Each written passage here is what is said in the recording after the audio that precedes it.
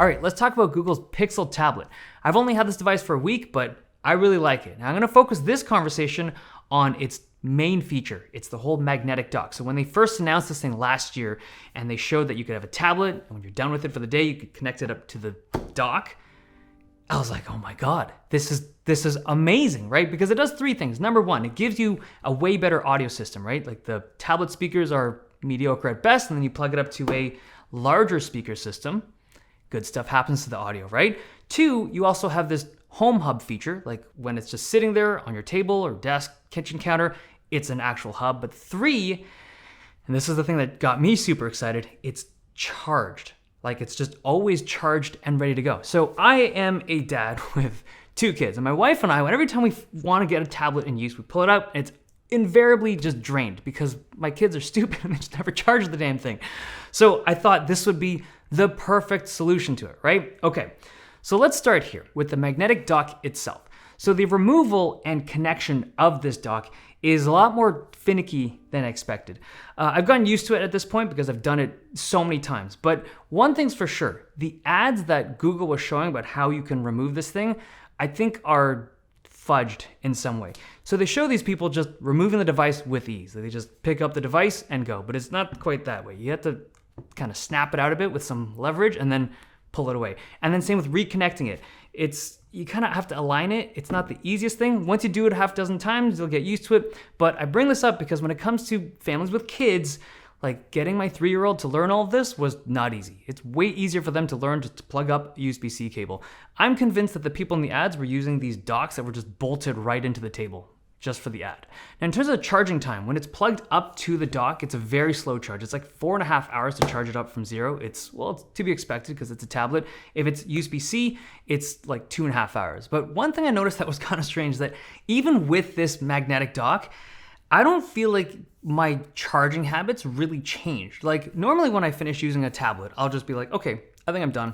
And you just put it down on the coffee table or the couch or whatever, right? I don't actively think, hey, in a day or two, I'm gonna be using this thing, so I should bring it over to the charger and plug it up. I think that's why me and my kids as well, it's what's always drained out.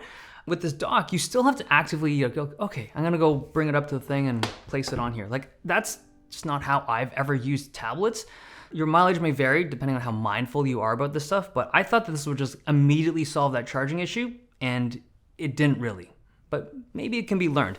Now, in terms of the case that you can purchase from it, so Google has a case for their Pixel tablet, and it's a nice silicone case that is soft touch and everything. But on the back is this strange-looking oval ring. And when I pulled this out of the box, my editor was like, "This thing looks like it belongs in a bathroom somewhere, right? They could like hang a towel off it or something like that." It's not the most sightly thing, but there's utility to this oval ring. So when you have the tablet in, this ring serves as like almost like a guide, so that when you place it on, it just like lines up nicely.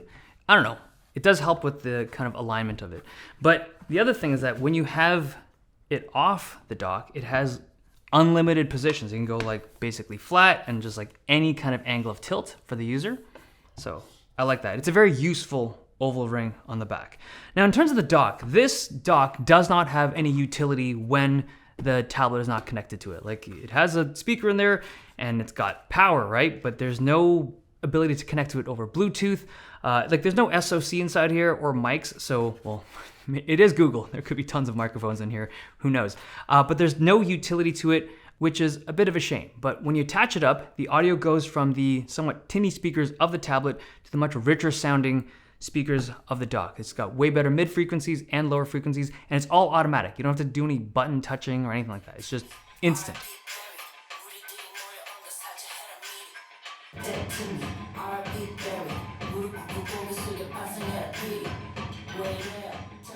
When I made a few video calls on the Pixel tablet, it seemed like the mics weren't picking up my voice as cleanly as they were on the Nest Hub Max. Like this is something I use pretty regularly, and it just, it might be the positioning of the mics. Like these are facing forward, and maybe it's just able to capture it differently. These are facing the top. So it could be something that's software related. I'm not entirely sure, but everyone I tried this on was like, yeah, this one doesn't sound as good as this one. Now, the battery life seemed really good. I was able to play games, watch shows, and it's easily like an 8-10 hour battery life on this thing.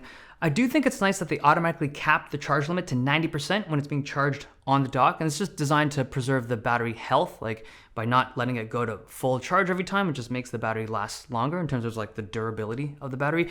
I imagine that you could go even lower though. Like it's all doable in software, but I feel like if they let the user drop it down to like 70%, it'd just be even better for people that just leave it on the dock all the time. In terms of the profiles, this is something that I really like about this device. You can have up to 8 profiles on one device. iPads can't do that. Like, I don't even have an iPad that I'm logged into anymore because you just have, if my kids are using it, they have access to everything. Once when my daughter was 2, she opened up my Twitter and was like spamming the screen, and she was watching the heart animations, and she's like, this is awesome. Except I liked like all these random posts, probably some of them controversial, and like with different profiles, you don't have that problem. It's really useful. So for people that have families or just other people you share your device with, a tablet is one of those like super family-friendly devices. Profiles, super important. So overall, I think this thing is like, I love it. I think it's such a useful device. Obviously, having it as a home hub, if you have Google Home and you control devices like it's really cool.